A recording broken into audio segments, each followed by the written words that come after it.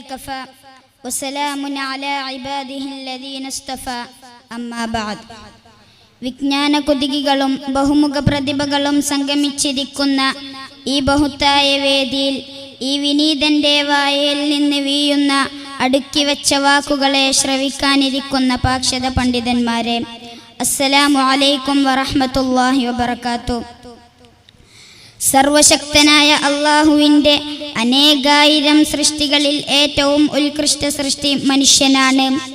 മണ്ണും വിണ്ണും താരകങ്ങളും ഗോളസൗരയൂഥങ്ങളും ഈ മുഴുവൻ പ്രപഞ്ചം തന്നെയും അള്ളാഹു സൃഷ്ടിച്ചത് ഈ മനുഷ്യന് വേണ്ടിയാണ്. അള്ളാഹു പറഞ്ഞത് എത്ര സത്യം! കാരുണ്യവാൻ കനിഞ്ഞരുളിയ അനുഗ്രഹങ്ങളെ എണ്ണിത്തിട്ടപ്പെടുത്താനുള്ള നിങ്ങളുടെ ശ്രമം വിഫലമാണ്. എന്നാൽ ഈ അനുഗ്രഹങ്ങളൊന്നും മനുഷ്യന്റെ മാർഗദർശനത്തിനായി അള്ളാഹു ഇറക്കിക്കൊടുത്ത ഖുർആനിനേക്കാൾ വിലമതിക്കുന്നതല്ല. ജീവിതത്തിലെ സകല പ്രതീക്ഷകളും കൈവിട്ട് ശൂന്യതയുടെ അന്ധകാരത്തിൽ വഴിമുട്ടി വെളിച്ചത്തിന്റെ ഒരു നേരിയ ഗണികക്കായി പരതുന്ന മനുഷ്യന് മുന്നിൽ ഒരു പ്രകാശഗോപുരമായി എന്നും ഖുർആൻ നിലകൊള്ളുന്നു. ഇന്ന ഹാദൽ ഖുർആന യഹ്ദീ ലില്ലതീ ഹിയ അഖ്വം. അതെ, ഖുർആൻ മനുഷ്യന്റെ മാർഗദർശനത്തിനായി മന്നാൻ നിശ്ചയിച്ചതാണ്. ലാ റൈബ ഫീ, അതിലൊട്ടും ശങ്കയില്ല.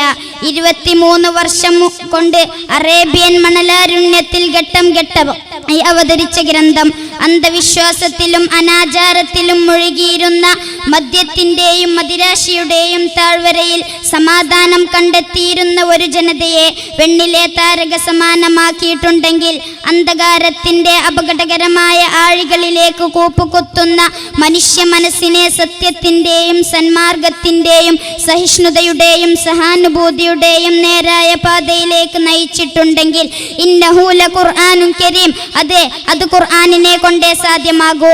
കാരണം ഖുർആൻ ദൈവികമാണ്. 1400 വർഷങ്ങൾക്ക് മുമ്പ് മന്നാന്റെ മട്ടുപ്പാവിൽ നിന്നും മലക്കുൽ അംലാക്ക് ജിബ്രീൽ അലൈഹിസ്സലാം മുഖേന അഷ്റഫുൽ ഖൽഖ് ത്വാഹ മുത്ത് മുഹമ്മദ് മുസ്തഫ സല്ലല്ലാഹു അലൈഹി വസല്ലമക്ക് ഇറക്കിക്കൊടുത്ത ഈ ഗ്രന്ഥം ഒരു വള്ളിക്കോ പുള്ളിക്കോ പോലും മാറ്റമില്ലാതെ വ്യക്തമായി ഇന്നും നിലകൊള്ളുന്നു. ഇന്നാ നഹ്നു നസ്സൽന ദിക്റ വ ഇന്നാ ലഹു ലഹാഫിളൂൻ. അതെ, ഇതിന്റെ സംരക്ഷണം സർവശക്തൻ എന്നെ ഏറ്റെടുത്തതാണ്. മാനവന്റെ ഉപദേശകൻ എന്നും ഖുർആനാണ്. മനുഷ്യന് വേണ്ട ഉപദേശങ്ങളും നിർദ്ദേശങ്ങളും ആവശ്യ സമയത്ത് ഖുർആൻ കൃത്യമായി നൽകുന്നുണ്ട്. പ്രാരാബ്ദങ്ങളാൽ പ്രക്ഷുബ്ധമായ ജീവിതം മടുത്ത് കയറിൻ തുമ്പിലോ സൂചിമുനയിലോ അഭയം പ്രാപിക്കുന്നവനെ ഖുർആൻ ഉണർത്തുന്നു.